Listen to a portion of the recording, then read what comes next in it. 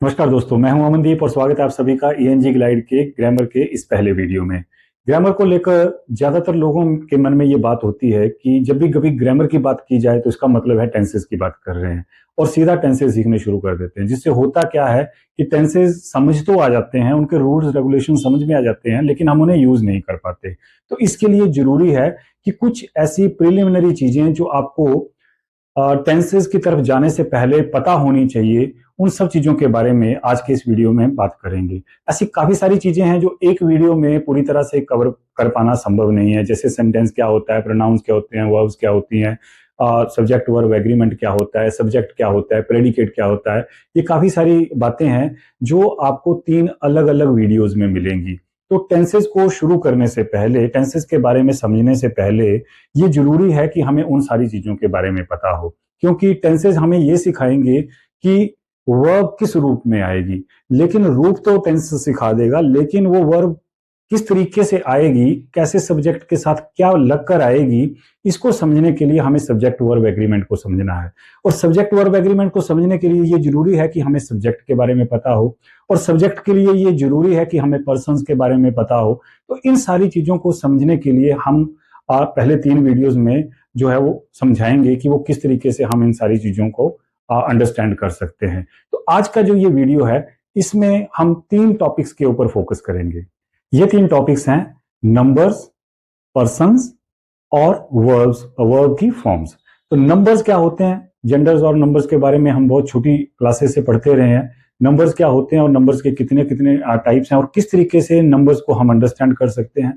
Persons कितने होते हैं और पर्सन्स में सिंगुलर प्लूरल किस तरीके से जो नंबर सिस्टम है वो आकर जुड़ता है, और कौन कौन से सब्जेक्ट वहां से बन सकते हैं, और वर्ब की कौन कौन सी 3 अलग अलग फॉर्म्स होती हैं, या वर्ब किस किस तरीके से सेंटेंसेस में, अलग अलग टेंसेस में आ सकती है सेंटेंसेस में।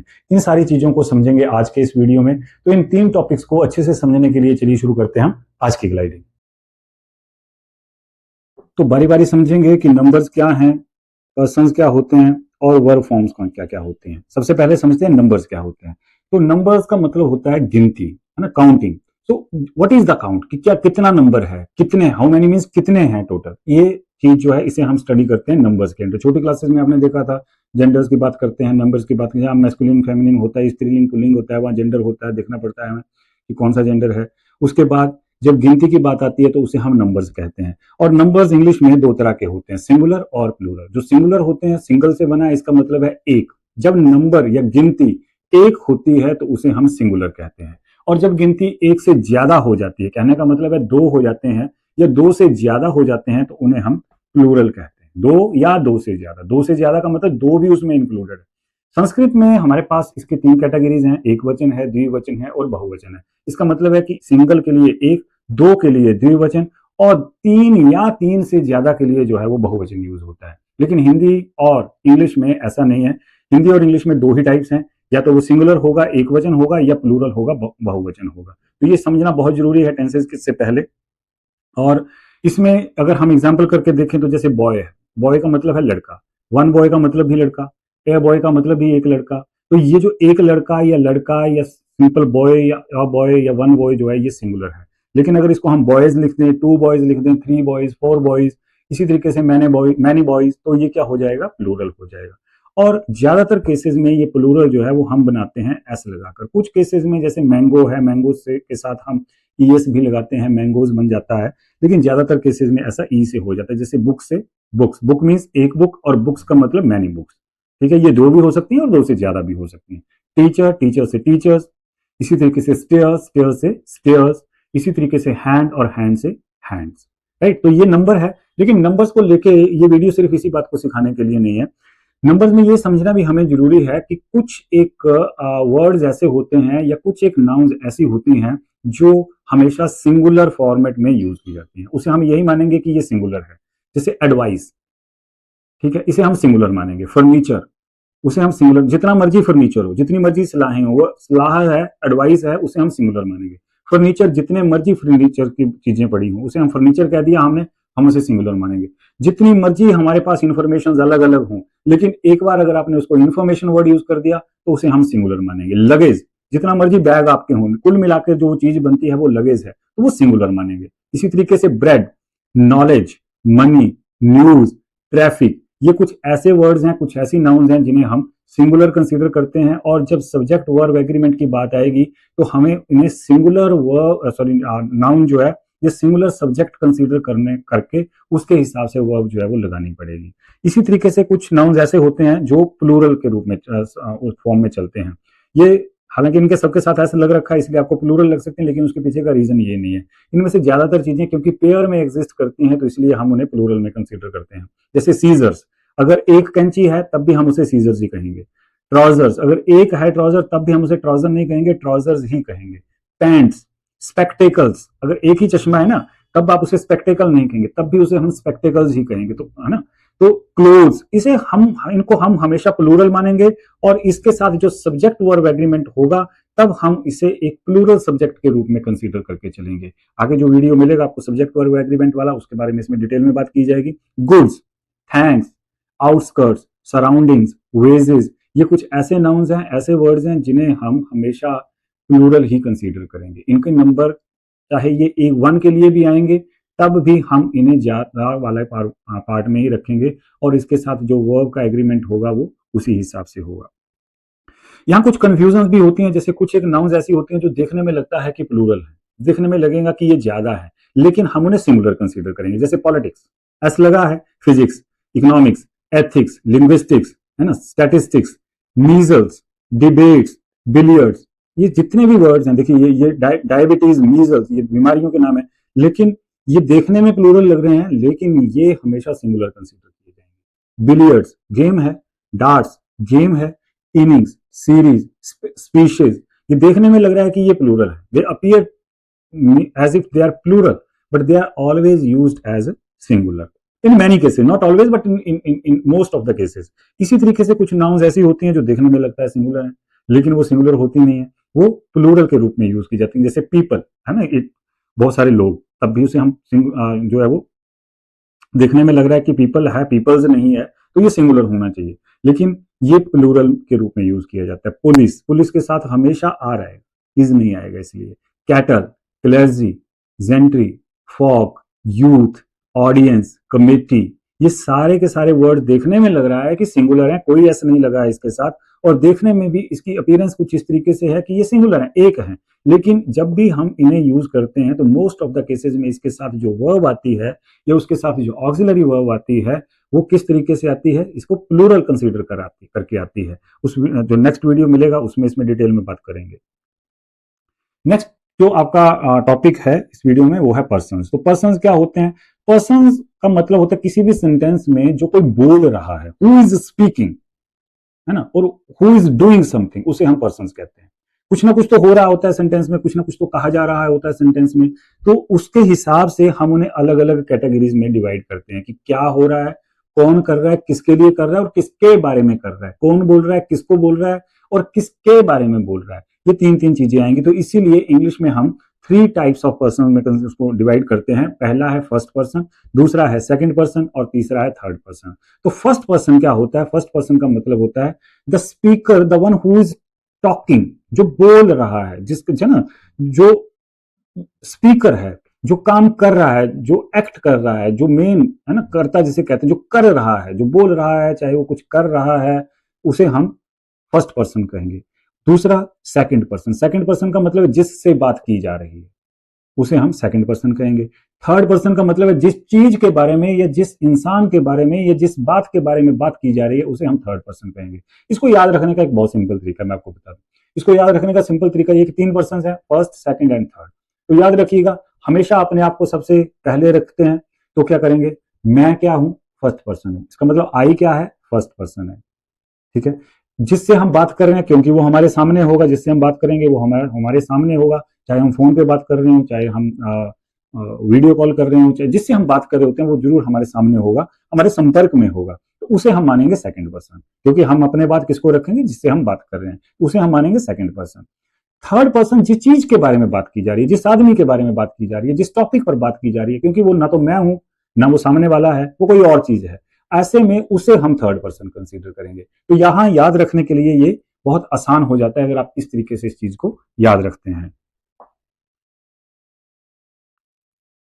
अब इसको अगर टेबल फॉर्म में देखें याद रखने के लिए, तो ये एक अच्छा तरीका रहता है कि फर्स्ट पर्सन, उसके भी आगे हम सिंगुलर और प्लूरल में डिवाइड करके देखते हैं, क्योंकि हमने नंबर सिस्टम को अभी अभी पढ़ा है, तो हमें समझ है कि नंबर्स क्या होते हैं। तो हर एक पर्सन में याद रखिएगा, फर्स्ट पर्सन में भी, सेकंड पर्सन में भी और थर्ड पर्सन में भी, तीनों में ही सिंगुलर और प्लूरल होते हैं। और ये बहुत ज्यादा काम आने वाले हैं आपके आगे चल के टेंसेज में, खासकर प्रेजेंट इंडेफिनिट टेंस में, पास्ट इंडेफिनिट टेंस में, या आगे जो परफेक्ट टेंस होता है उसमें भी काफी सारी चीजें इसमें से काम आती हैं। अगर आपको इन चीजों की क्लैरिटी नहीं है तो आई रिपीट, आपको टेंसेज की समझ आनी बहुत मुश्किल हो जाएगी। तो फर्स्ट पर्सन जैसा कि मैंने बताया कि अपने लिए यूज होता है, तो सिंगुलर के लिए तो आई हो गया, जब मैं अकेला हूं तो आई हो गया, लेकिन हम अगर ज्यादा लोग हैं तो हमारे लिए कौन सा वर्ड आएगा, वी। तो आई क्या है, इसे हम कह सकते हैं फर्स्ट पर्सन सिंगुलर, और वी क्या है, फर्स्ट पर्सन प्लूरल। ये टर्मिनोलॉजी आपको पूरी तरह से आपके टिप्स पर होनी चाहिए टेंसेज को समझने से पहले। आई क्या है, फर्स्ट पर्सन सिंगुलर, वी क्या है, फर्स्ट पर्सन प्लूरल। इसी तरीके से सेकंड पर्सन के साथ बहुत आसान है, चाहे एक हो या ज्यादा हो, ठीक है, उसका कोई सिंगुलर प्लूरल फॉर्म नहीं होती, यू ही रहता है। ये वाला यू और ये वाला यू सेम है, सामने वाला चाहे एक है चाहे सामने वाले ज्यादा लोग हैं, उन सबके लिए यू ही वर्ड यूज होगा। तो ये सेकंड पर्सन सिंगुलर भी यू है, और सेकंड पर्सन प्लूरल जो है वो भी यू है। इसी तरीके से कंफ्यूजन कहाँ होती है, सबसे ज्यादा कंफ्यूजन होती है थर्ड पर्सन में, क्योंकि थर्ड पर्सन के लिए कुछ एक टेंसेज में रूल्स भी बदल जाते हैं, उसमें ऑक्सिलरी वर्ब या हेल्पिंग वर्ब के जो यूज करने का तरीका है वो भी बदल जाता है, और कई बार कई तरह की अलग अलग कंडीशन जो है वो वहां पर बनती हैं। तो आपको थर्ड पर्सन सिंगुलर और थर्ड पर्सन प्लूरल के बारे में बिल्कुल क्लैरिटी होनी चाहिए। तो जो ही, शी, इट, दिस, ये जो सिंगुलर वाली चीजें हैं इन्हें हम कहते हैं थर्ड पर्सन सिंगुलर, जहां पे एक चीज है। प्लूरल जैसे कि दे, या ज्यादा नाम हो गए, मोर देन टू। अब ये मोर देन टू नहीं है, टू और मोर देन टू। अगर दो नाम है, राम एंड श्याम, गीता एंड मोहन, तो वो भी प्लूरल हो गया, वो है थर्ड पर्सन जिनके बारे में बात हो रही है। हम बात किसके बारे में कर रहे हैं, राम और श्याम के बारे में बात करें ना, तो मैं राम श्याम हूं ना सामने वाला राम और श्याम है, राम और श्याम के बारे में बात हो रही है, और क्योंकि वो दो लोगों के बारे में बात हो रही है तो वो प्लूरल हो गया। और उसके बारे में, राम के बारे में बात हो रही है, या हमसे ही कह रहे हैं, उसे शी कह रहे हैं, सीता कह रहे हैं, या उसे हम इट कह रहे हैं, बुक, किसी बुक के बारे में बात हो रही है उसे हम दिस दैट कह रहे हैं, ये सारी चीजें दिस के साथ दैट भी इंक्लूडेड है। तो इन्हें हम ही, शी, इट, दिस, दैट जो है, या कोई भी एक सिंगल नाम जो है उसे हम थर्ड पर्सन सिंगुलर कहते हैं, और जहां पर ज्यादा होते हैं उन्हें हम थर्ड पर्सन प्लूरल कहते हैं, दो या दो से ज्यादा। इसके बाद तीसरी चीज आती है वर्ब फॉर्म्स। अब वर्ब क्या होती है इसके बारे में पता होना चाहिए कि कोई भी जो एक्शन हो रहा होता है उसे हम वर्ब कहते हैं, जिसे आपने एक्शन वर्ड्स के नाम से सीखा होगा। तो आजकल के जो स्टूडेंट्स हैं, नए जो स्टूडेंट्स हैं, उनको वर्ब को फॉर्म को लेकर भी दिक्कत है।